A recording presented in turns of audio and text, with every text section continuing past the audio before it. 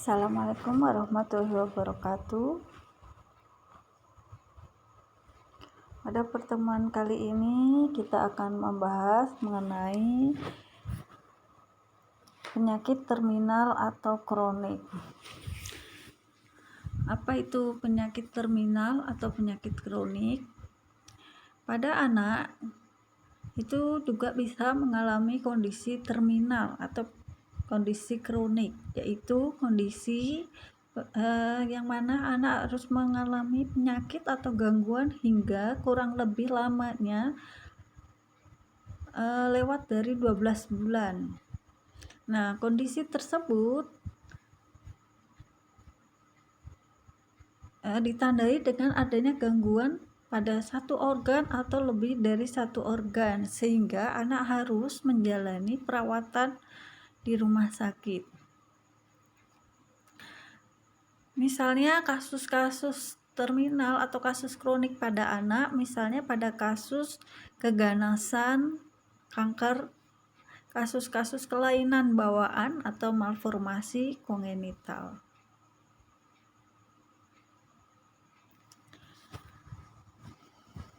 Nah, kondisi terminal pada anak itu ada kondisi yang mengancam jiwa. Pengobatan dalam hal ini masih bisa dilakukan, namun dapat mengalami kegagalan.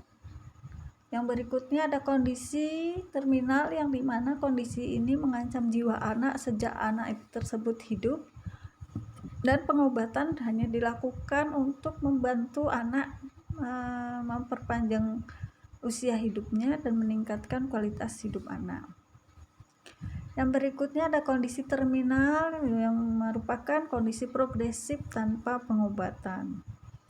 Yang berikutnya ada kondisi terminal yang merupakan kondisi non progresif dan irreversibel. Maksudnya di sini adalah kondisi yang tidak bisa organ tersebut tidak bisa diganti karena hanya satu-satunya, irreversibel. Sehingga pada anak tersebut itu beresiko besar untuk mengalami kematian dini. Sehingga pada anak tersebut maka memerlukan perawatan kompleks. Nah, jika anak mengalami kondisi terminal, maka anak tersebut dampaknya adalah anak harus menjalani perawatan lama baik di rumah maupun di rumah sakit. Yang kedua, kualitas hidup anak pun juga bisa mengalami penurunan. Dalam hal ini anak bisa mengalami kebotakan karena tindakan kemoterapi. Anak seringkali tidak masuk sekolah sehingga anak menjadi minder, tidak percaya diri, dan kecemasan pada anak tersebut meningkat. Yang berikutnya, dampak dari kondisi kronik, anak bisa mengalami kematian pada usia dini.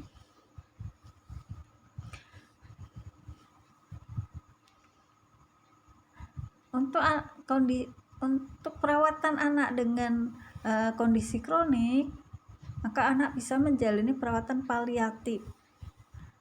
Dalam hal ini, perawatan tersebut juga tidak hanya melibatkan tenaga medis, namun juga membutuhkan dukungan dari keluarga. Yang berikutnya, anak tersebut juga memerlukan pelayanan kesehatan untuk dapat membantu meningkatkan kualitas hidupnya.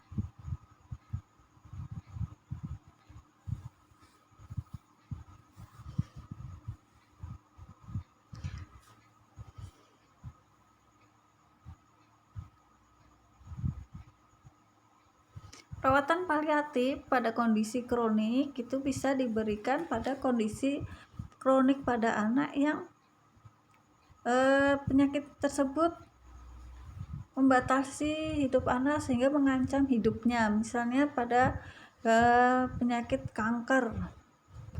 Yang berikutnya ada kondisi kronik yang membatasi hidup anak dan meningkatkan peluang anak mengalami kematian di usia muda, misalnya pada penyakit gangguan genetik trisomi 18, distrofi Duchenne.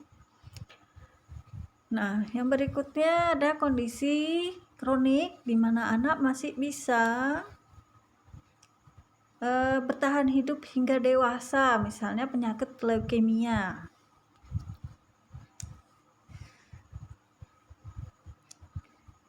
Nah, pada anak yang mengalami penyakit terminal, maka kita ketika memberikan perawatan, kita berfokus pada kondisi perkembangan anak.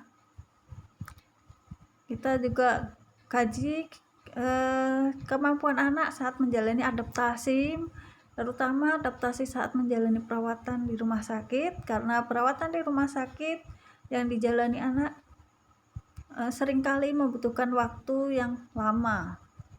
Yang berikutnya kemampuan coping anak, yang berikutnya ada perkembangan keluarga, karena di sini kondisi keluarga yang tidak sehat juga bisa mempengaruhi stres anak saat menjalani perawatan.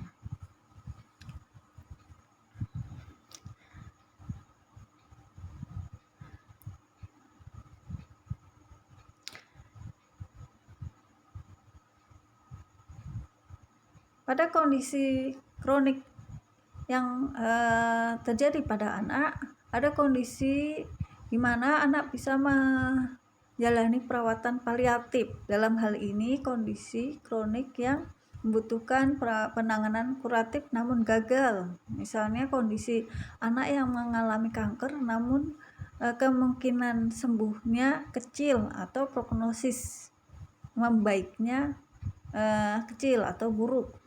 Yang berikutnya anak yang mengalami penyakit jantung bawaan yang dalam hal ini kondisinya kompleks serta stadiumnya berat. Yang berikutnya anak yang mengalami infeksi HIV, anak yang mengalami gangguan atau gagal napas berat. Yang kasus yang lain misalnya kasus gangguan gastrointestinal berat.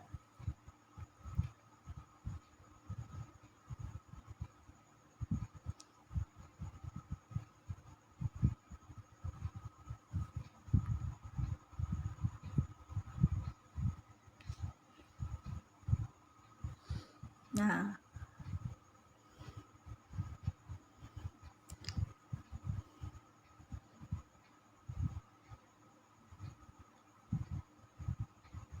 pada perawatan penyakit terminal sangat-sangat dibutuhkan dukungan keluarga. Maka FCC itu sangat dibutuhkan atau diperlukan saat anak menjalani perawatan penyakit terminal. FCC atau Family Center Care, yaitu perawatan yang berpusat pada keluarga. Sehingga dalam hal ini keluarga harus memberikan dukungan penuh saat anak menjalani perawatan. Keluarga harus memiliki pola komunikasi yang efektif baik dengan anak maupun dengan tenaga kesehatan.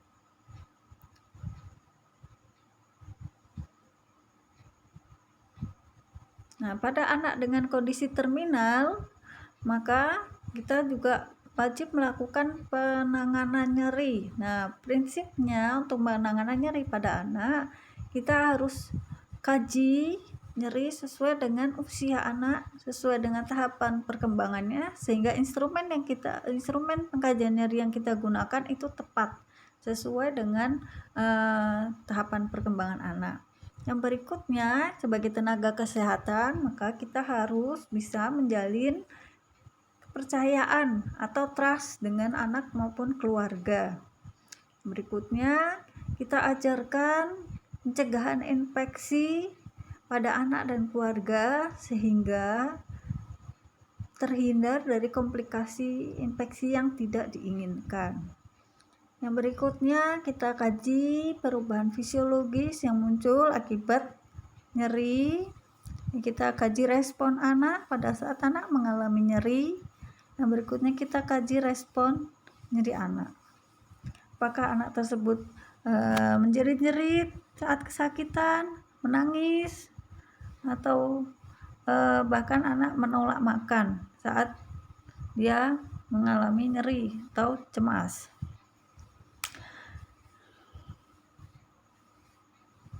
Nah, pada anak-anak yang mengalami penyakit terminal, kadang mereka juga berpikir untuk mengalami kematian.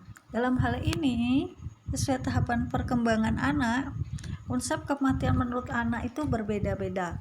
Pada anak usia di bawah 2 tahun, mereka menganggap bahwa kematian adalah suatu proses perpisahan, sehingga mereka bersedih saat menjalani perawatan di rumah sakit. Pada anak usia toddler hingga anak berusia prasekolah, anak berusia 2 hingga 6 tahun, mereka beranggapan bahwa kematian itu sifatnya sementara. Karena kenakalan mereka harus menjalani hukuman. Nah, pada anak usia sekolah, usia 6 sampai 11 tahun, mereka menganggap bahwa kematian itu merupakan proses sebab akibat. Ada hukuman, ada pahala, mereka menganggap bahwa kematian adalah proses sebab akibat. Mereka belum bisa menerima kematian orang sekitarnya, sehingga kematian diri sendiri atau orang dicintai, mereka masih belum bisa memahami kondisi tersebut. Pada anak yang berusia lebih dari 11 tahun, mereka menganggap bahwa kematian adalah alami, akan terjadi pada semua makhluk, dan hal tersebut tidak bisa berulang, tidak dapat ditolak. Sekian yang dapat saya sampaikan. Wassalamualaikum warahmatullahi wabarakatuh.